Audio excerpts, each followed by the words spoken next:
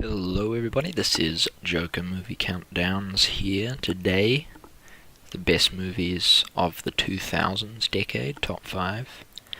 Just to be clear, this is what I think are the best movies, what have had the biggest impact on the industry, not my personal favourites. So, yeah, let's get started.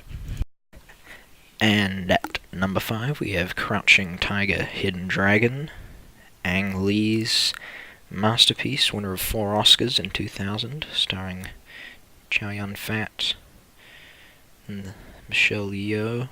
It's about a young Chinese warrior that steals a sword, and then stuff happens. No spoilers.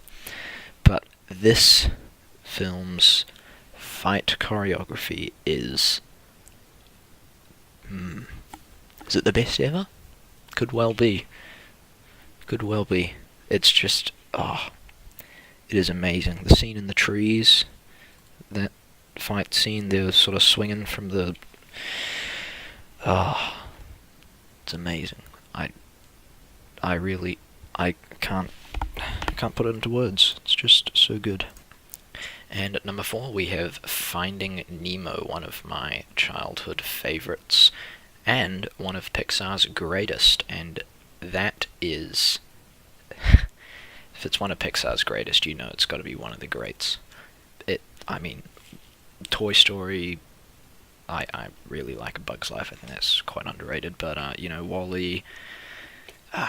I'm trying not to name something that's going to come on later in this video, but anyway, so I'll just shut up about that. Finding Nemo. Oh god. It's amazing animation, amazing voice performances, amazing writing. What else could you want in a kids' movie? It's just great. The Lord of the Rings, The Return of the King, topping off Peter Jackson's epic Lord of the Rings trilogy, based on the books by J.R.R. Tolkien. Some people do complain that there's too many endings here. I think it's fine. I mean, if you're gonna have such a long trilogy, I think you need that many endings. I believe, I've heard Jack Nicholson walked out on the movie because too many endings or something. Yeah, I mean, the most Oscars tied with Ben-Hur and Titanic. It's just an amazing feat of cinema. Peter Jackson really, uses these characters and delivers some really great emotional moments, like the "I can't carry it for you, but I can carry you, you bow to no one." God, those lines I still remember. I need to watch that movie again, man. And at number 2, Up is the Pixar movie that I did not want to name, and this film's first 10 minutes is absolutely heart-wrenching. The balls to put this in this movie, this child movie, is just so insane. I'm sure they're probably just trying to one-up Lion King in a way, but it's better than that moment in Lion King. But yeah, one of Pixar's greatest. Not as good as Toy Story, I don't think. I'd say it's probably their second best. I think Toy Story, their first film, is still their best. Probably the whole sort of, revolutionary side of it, but Up is still amazing.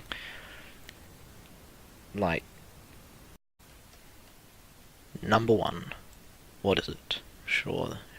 So many different things are racing through your head. I don't know, Fantastic Mr. Fox, maybe? Zodiac is one of my favorites of this decade. But I have chosen, for number 1, No Country for Old Men. One of the Coen brothers' many masterpieces, alongside Fargo, Big Lebowski. I mean, this is one of the most intense movies ever. Alfred Hitchcock would be proud of the Coen brothers. What they've achieved in this movie is genius.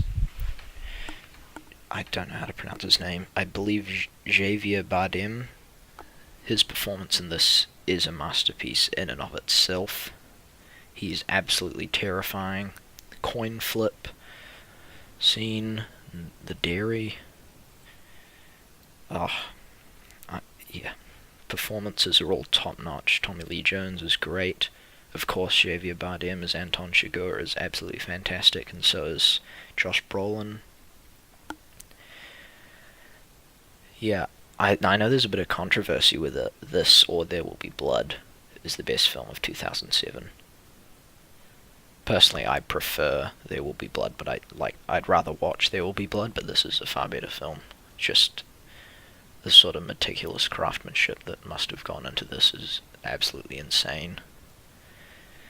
And yeah, that's the list. So, probably won't get many views, but write down the comments anyway. I'm sure there's many people disagreeing. It's hard to get 5 films from the 2000s to say is the best, to narrow down from a lot of things. Yeah. See you next time. Probably be doing the 90s.